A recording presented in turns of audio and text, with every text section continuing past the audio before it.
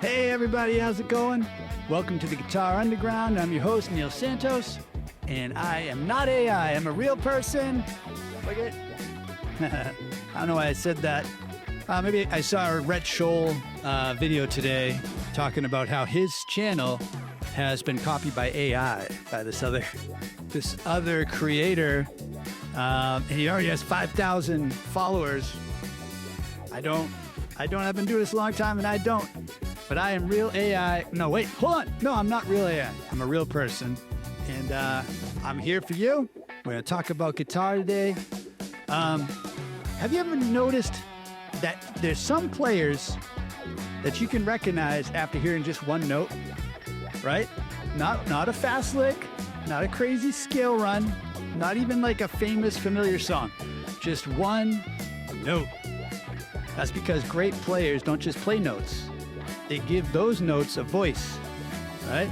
And the biggest part of that voice, it isn't speed. It's vibrato. So that's what we're going to talk about today. Many intermediate guitar players spend years chasing new scales and modes and licks while completely overlooking the one technique that actually makes the listeners feel something. You don't need more notes. You need better notes. You know? Imagine someone reading a sentence with zero emotion versus someone telling the same exact sentence with passion and excitement. The words didn't change, but the delivery did, and it made a world of difference. And vibrato is emotional delivery for your guitar. So today we're going to talk about why vibrato is the DNA of your musical signature.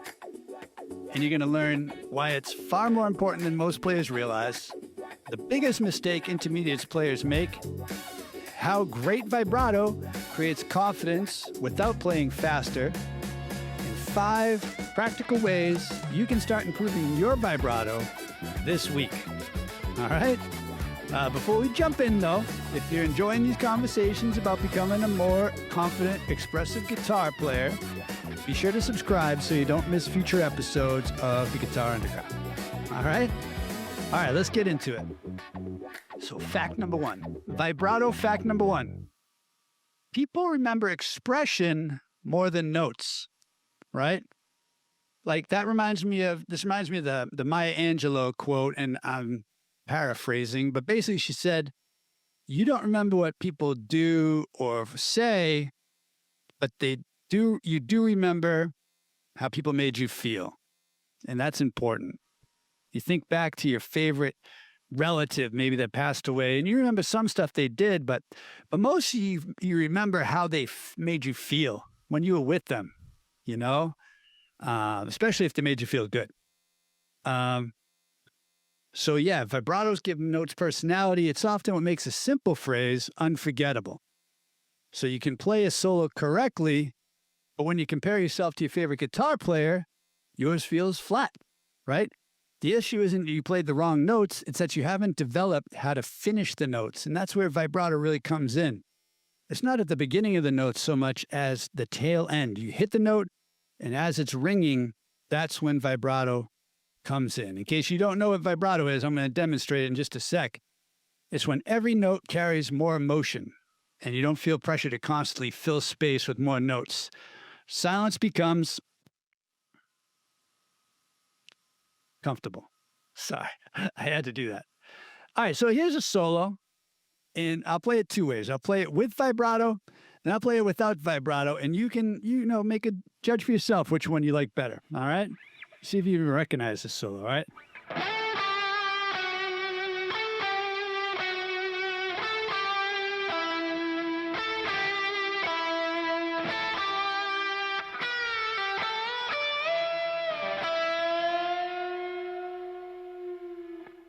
All right. It's Sweet Child of Mine. And it's weird because I don't ever think about my vibrato, but when I'm playing now, I'm super aware of it. So I feel like it's not how I'd normally play it, but no more excuses. It's just how it is. Now I'm going to play it without vibrato and see what you think.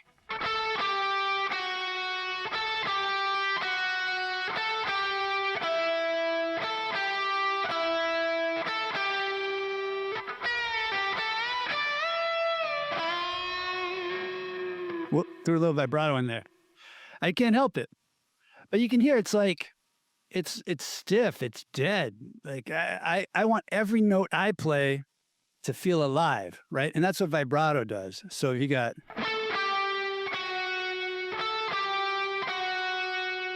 or you got,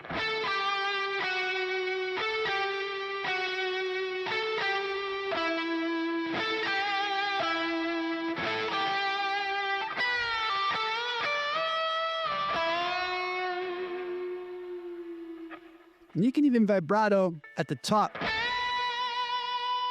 of a bend, which I love. And it kind of even makes it sound like it's going to feed back a little. It gives this weird, like, opening up of the note.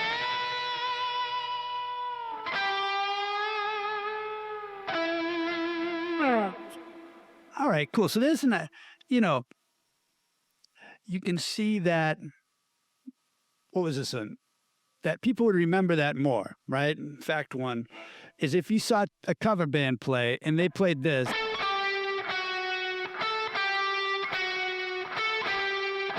you'd be like, oh, that's technically correct. But if they're playing,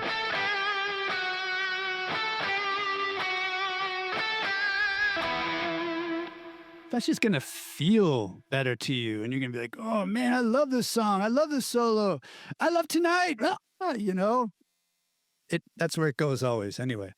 So that's the first fact is that people remember you. Sorry. People remember expression more than notes. All right. Fact number one. Fact number two, vibrato creates confidence without more speed. So many players think that confidence comes from technical ability. Often confidence comes from committing to one beautiful note. While vibrato is a technique, it's not what people think of as technique, and it's hardly ever practiced, I'm sure. You rush through your solos because you're afraid of holding notes, right? And you're hiding behind movement. You want to keep going, keep going.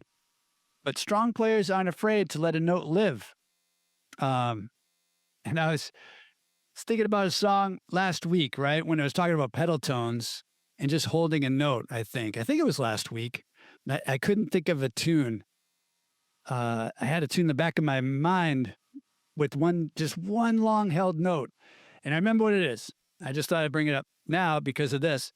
And it is Hot Dog and a Shake by David Lee Roth and Steve Vai. The whole first half of the solo is just one note. And it's like long held out, and then it gets like some vibrato at it, and then he starts ripping it up. But that was just another little point. We're talking about how a note sounds different over different chords underneath it. That's a good one to check out if you haven't heard it. Hot Dog and a Shake. Anyway, so the more comfortable you become with sustaining notes, the less frantic your solos become. You know, especially if you're confident about what note you're hitting. Like if you're going to an A and you hit that third, a nice slow vibrato like that, then turn it fast.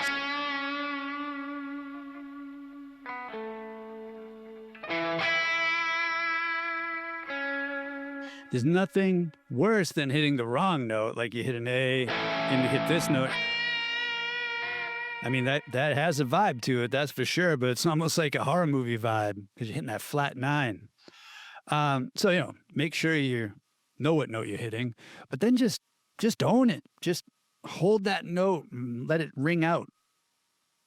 I think one of the best things I ever did to work on vibrato was a misunderstood lesson that someone said, or a quote where they were saying like, Carlos Santana could hold a note forever, you know, vibrato or whatever. And I was like, oh, vibrato is how you hold notes forever. So I would just sit there and try to just use the friction of the fret to keep a note going like this. Let me do it up here.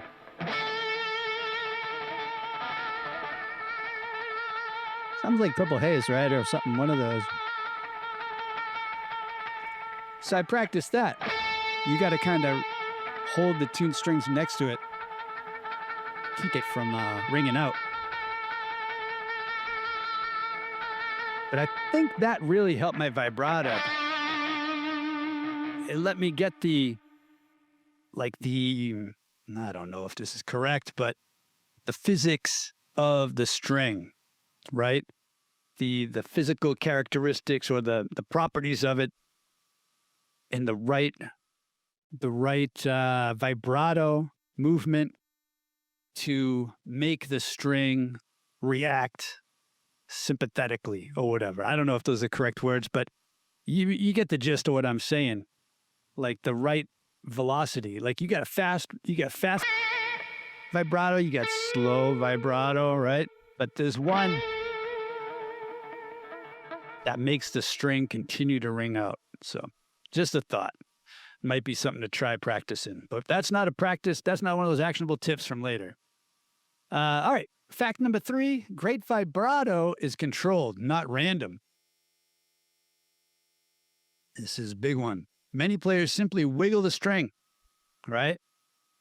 Great vibrato has consistent rhythm, controlled width, intentional speed. It's almost like it is like a singer's controlled vocal vibrato, right? And I mean, there's a ton of different vibratos. I was thinking about it on the way here. I was out food shopping, but I was thinking, there's, different types of vibratos, and in different settings, in different styles of music, they work. Because I was thinking of my least favorite vibrato, right? And you hear it sometimes where people are like, have this, I don't know, I call it frantic vibrato, where it's just like, you'd be like, they just think you wiggle the string as fast as you can. Sounds very nervous to me. So I don't think that's what we're going for.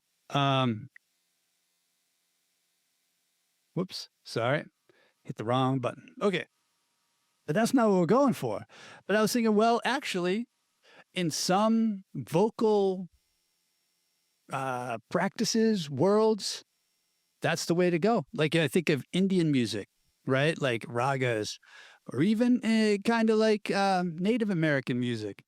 It's like, hey, oh, hey, you know what I mean? That thing, or like in Indian, like Bollywood music, like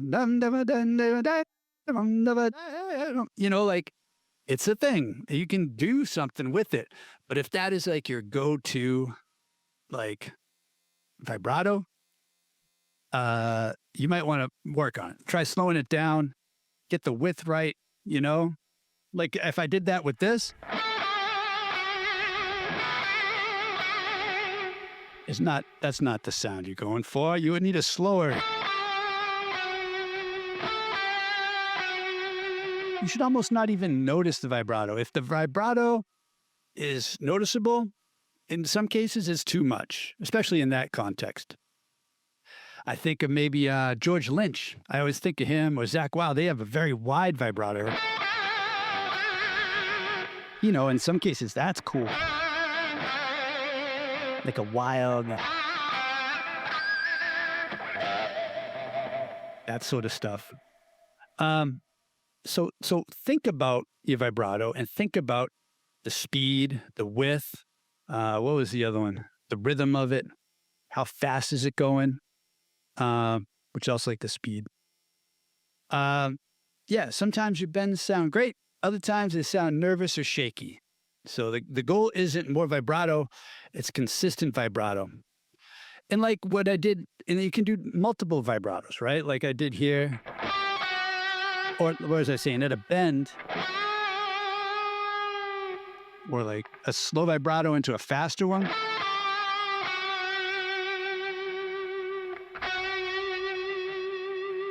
That's cool. You know what I mean? That's almost emulating a rotary speaker from a Hammond, where they control it with their foot, the player, and be like, whoa, whoa, whoa, whoa, whoa, whoa, whoa, whoa, whoa. That sort of control is cool, man. That's a dynamic you can play with to elicit emotion. So that's something to mess around with too. So yeah, you want to make sure you have consistent control of your vibrato and you understand the differences in effect that each speed, width, rhythm, brings to your playing and makes the listener feel. All right. Fact number four. Every great guitarist has their own vibrato. I've named a few already. Other ones you could think of like B.B. King, right? His are more like, he does the thing, I don't know if I can do it sitting down. He did, where he kind of bounces the nut.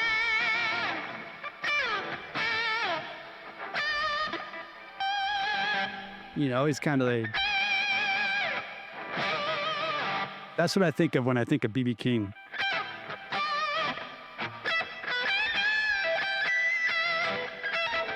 He does it with his throat. That type of stuff. David Gilmour, you know, he's the one I think of when you bend the note and you vibrato at the top.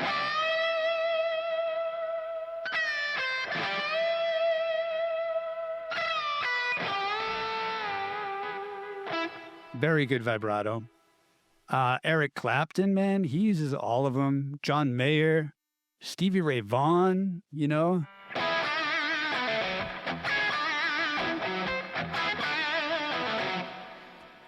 That's when you can, like, you hear one note and you're like, oh, that's Stevie Ray Vaughan, or that's David Gilmour.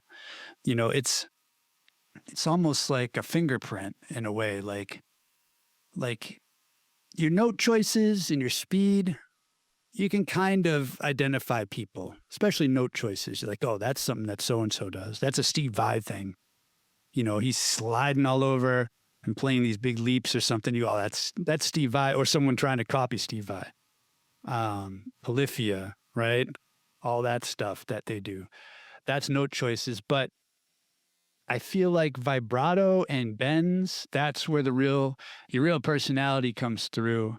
And I don't want to say quality of your sound as a player, like your level or whatever, like the quality of your fabric or whatever. I don't know what I'm trying to say. If you don't have a good vibrato, that doesn't mean you're a bad player. I'm just saying this is something to work on, and it classes up your playing is what I'm saying, maybe. Yeah, or not. I don't know. Let me know in the comments what you think. But yeah, without seeing those players that I just mentioned, you can still identify after hearing one note. So yeah, it's about like discovering your own voice. All right.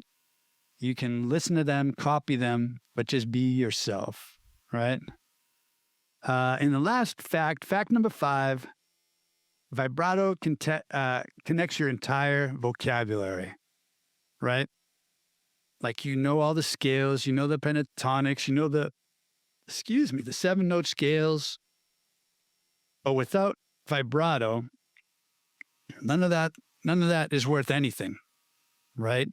It can just sound like notes, like we saw with that Sweet Child of Mine thing. You know, everything sounds disconnected. Here's one note going into another note, you know, like, or one phrase. So you have a lick, and then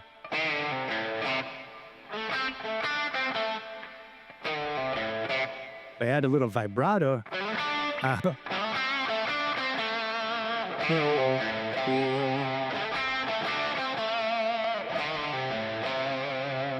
Because you have you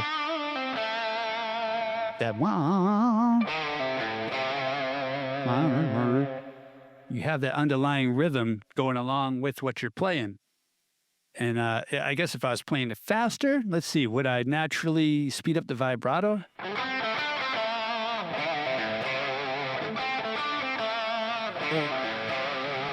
Yes, I would. You know, like you need that sort of the bounce with the rhythm. So if you're playing or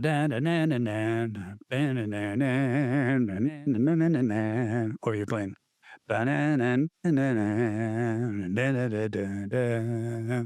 there is a glass bottom which you can't get through. Yeah.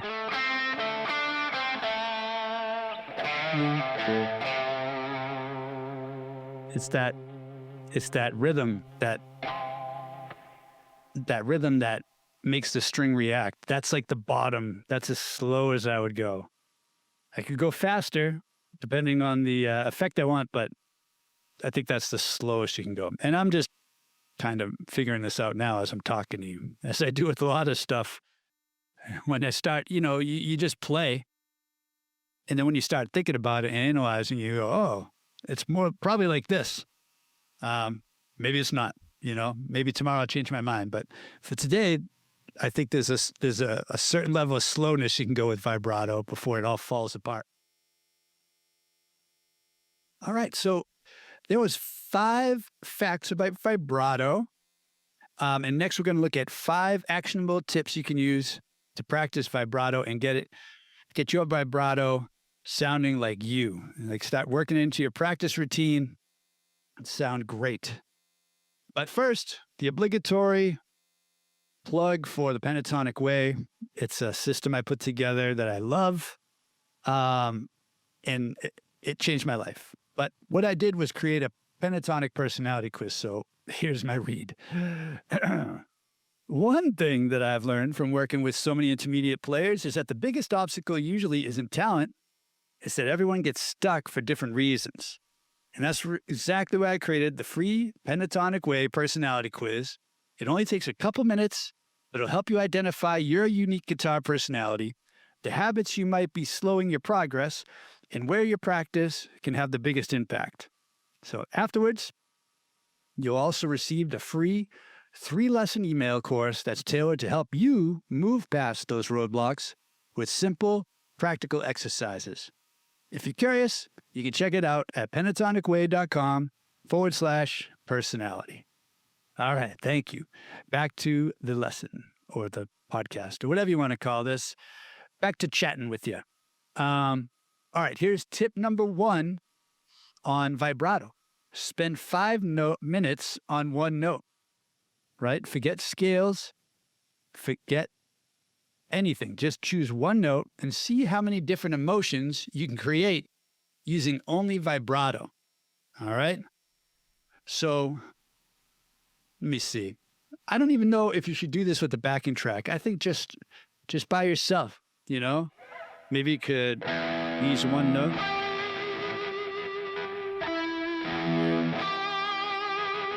My advice, too, is also just to do that thing I was doing. Like, try to take one note and work the vibrato. And when you're vibratoing, I don't know if that's a real word, but say you're doing it with your ring finger, right? You're holding your note with the ring finger. I'm holding the 14th fret on the G string, if you're listening along. And you have these 2 other fingers behind you. I would never vibrato with just a lone finger or bend. You always back them up with his buddies, push them right up against it. And maybe I would do 2 fingers and put my my pointer finger over the strings to mute it. So really, I'm just hitting that note. But you use your knuckle here, the joint on your pointer finger, where it connects to your hand. That can be like your fulcrum. So that's your point of contact, and you're just kind of using that like this.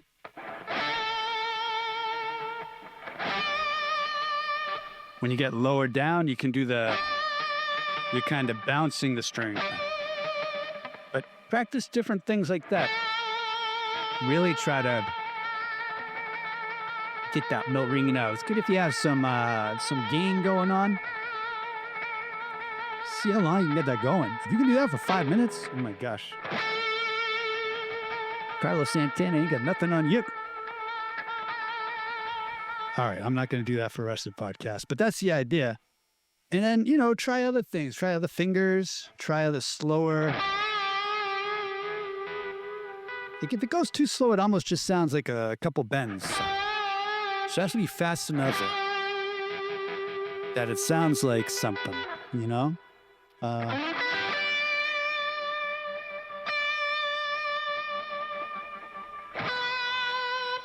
then try wide bends, like erratic bends.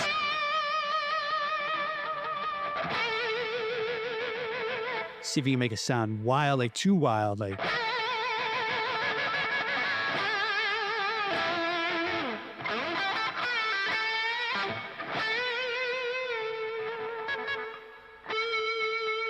Real subtle bends. So they're not very wide.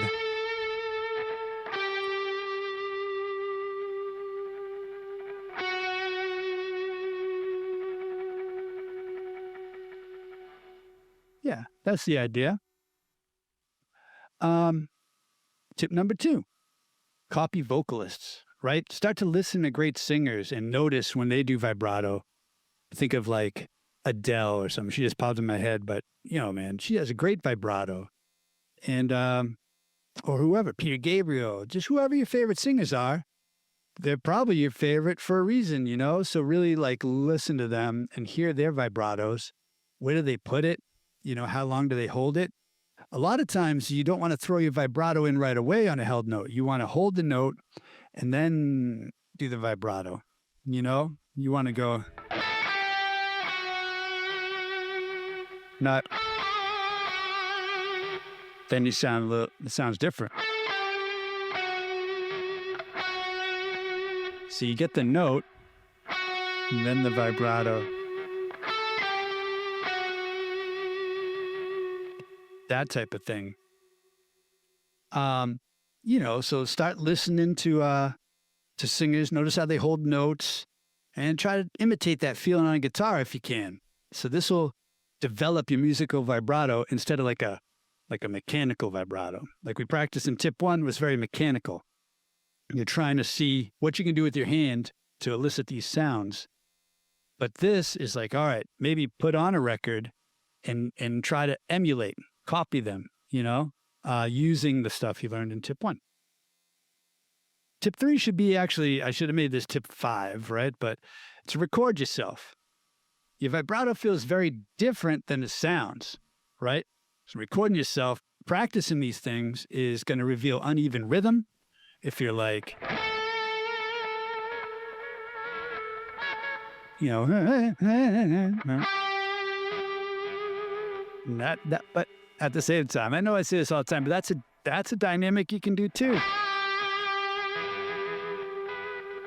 It sounds different. It sounds like a random number generator. If that's the effect you're going for, I think that's cool. But if you record it, you got to be able to hear that and decide if that's what you want to do. Inconsistent with, or if the notes die too quickly, right? If you're not hitting that optimum speed to create that friction between the string and the fret wire. So 1 minute of recordings worth 10 minutes of guessing. I love that. I think that applies to any time you record yourself, not just about vibrato, but it's such an opportunity we have to have a phone, a little recorder in our pocket, you know, be able to pop it up, record ourselves, listen back. Man, you get so much out of that. Such an opportunity, you know? So take advantage of it. All right. Tip number 4, practice different speeds. You know, experiment with slow vibrato, medium vibrato, and fast vibrato. Learn to choose the right one instead of always using the same speed. All right? I have a little backing track here. I think I'm going to try it out. All right. It's like bluesy. It's in D minor. So I'll practice some slow vibratos.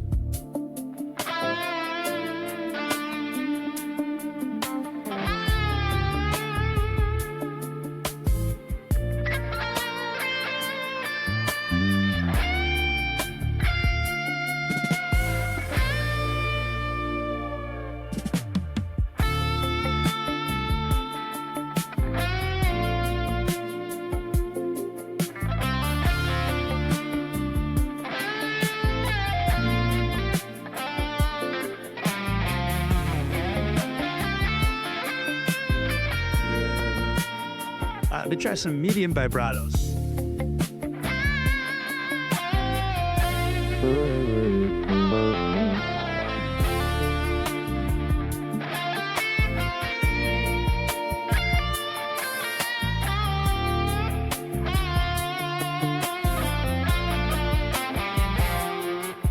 All right, now try some fast vibratos.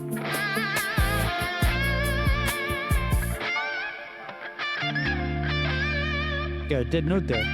Yeah.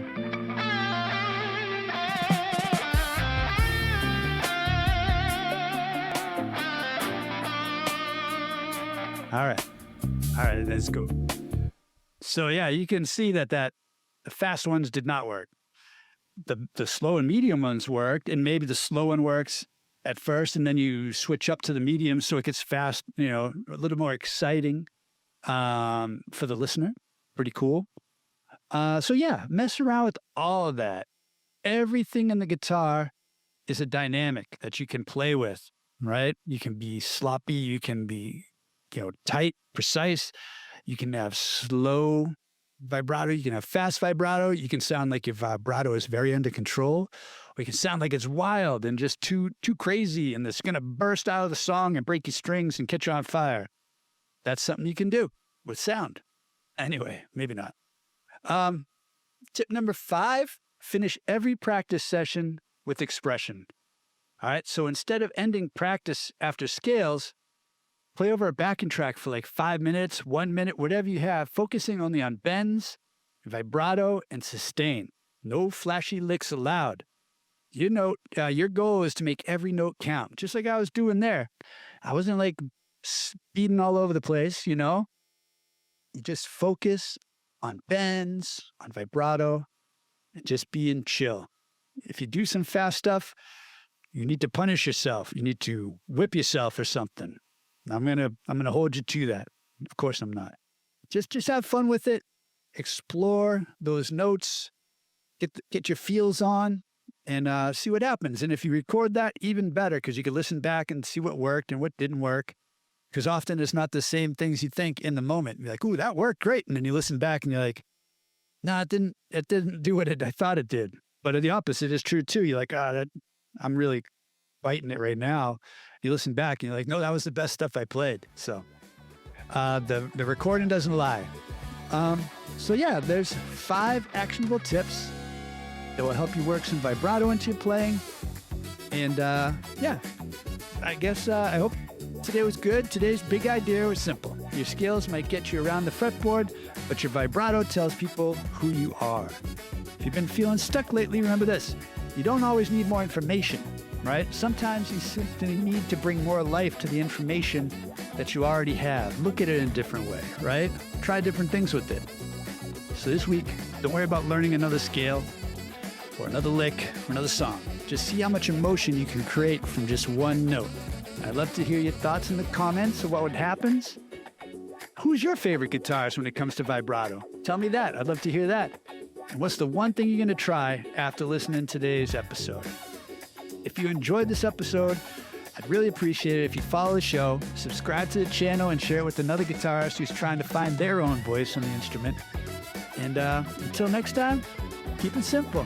All right, keep it musical. And remember, the goal is not to play more notes, is to make every note sound more like you. All right? All right, take care, everybody. Bye-bye.